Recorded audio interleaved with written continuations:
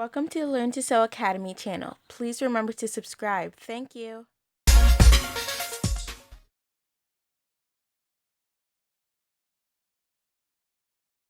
This video is a continuation of the first video on how to cut a cold shoulder top. So I'm going to be showing how to sew all the pieces together in this particular video.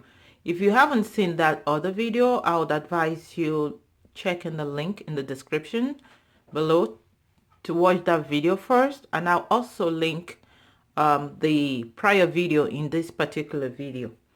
So we're going to start by taking our facing that we cut in the other video.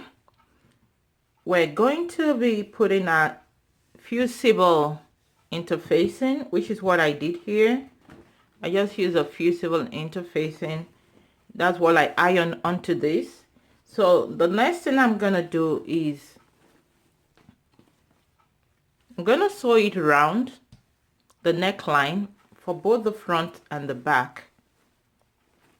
I already pinned this, so I'm gonna be sewing this all across for both the front and the back.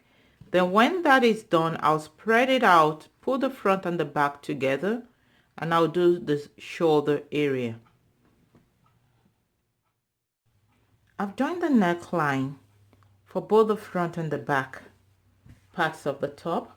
So what I'm going to be doing now is I'm going to be doing right side to right side, the front and the back facing each other. We'll spread this out. You want to join the shoulder now. So we'll be opening up the middle of where we joined the facing to the top on both the front and the back, and we're just going to sew across. That's what we're going to do. We're going to sew this across on both this side and on the other side. Next, you want to identify where your half shoulder will start from.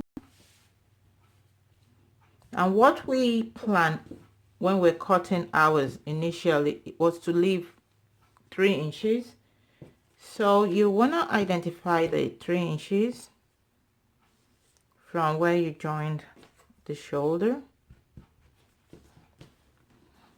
You can either put a little notch there, or you can just mark it with your chalk just to know where the 3 inches is at. Now what we're going to be doing is we're either going to be opening this and turning it in twice, and then we sew it up to that point, or we can use a bias tape, which we'll use to turn this section in before we now join the sleeve. So after we've done this section and turn it in, we'll start to work on the sleeve. Again, this part, like I explained when I was cutting this video, I can either use a lining to turn this in so we have a smooth edge over here, because this is the area that will be exposed. But in this case, I'm going to use a bias tape to turn this section that's going to be exposed. I'm going to use the bias tape to turn it in so we have a nice neat edge. And then I'm also going to go there after this. I'll go down here, I'll fold this from where I have this shape that's cut. Again, refer to the video where we did the cutting to understand how we did this sleeve. And then I'm going to come here, turn this in by 1/2 inch, and then I'm going to sew this all across for both sleeves. The upper part of the arm round the shoulder is now turned in with a bias tape, and I've also turned in the sleeve, the edge of the sleeve, with a bias tape. So next is to align it, which I've done here. measuring the 3 inches from the edge. You align the sleeve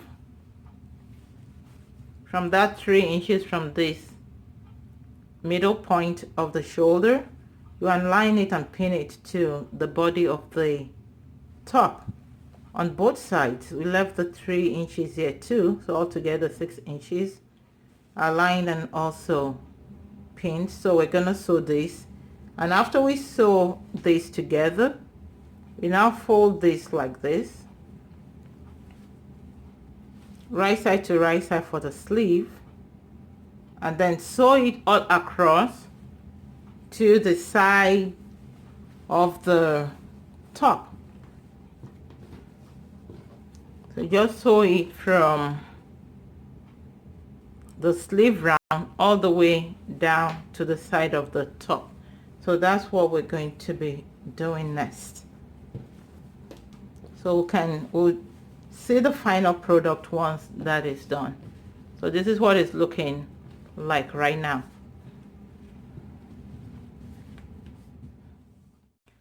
The sleeves are now in place. I fixed the sleeves, and this is what we have right now. So the next thing we're gonna do is just to hem this facing. So I'm gonna lock this, but if you don't have a locking machine, you can just turn it in and use your needle and thread, your hand needle, to just hem this and, you know, tuck it in. So that's the next thing we're gonna do. Alternatively, you can also just sew it right here where we have the joining for the shoulder on both sides. That should also keep it in place if you decide to do that. Thank you for joining me in this tutorial. Please, if you like what you've seen, give this video a thumbs up. Please share it, and please, if you haven't subscribed, remember to subscribe. And for all of you that have subscribed, I want to say a very big thank you. Thank you for supporting this channel. Thank you. See you in the next video. Bye.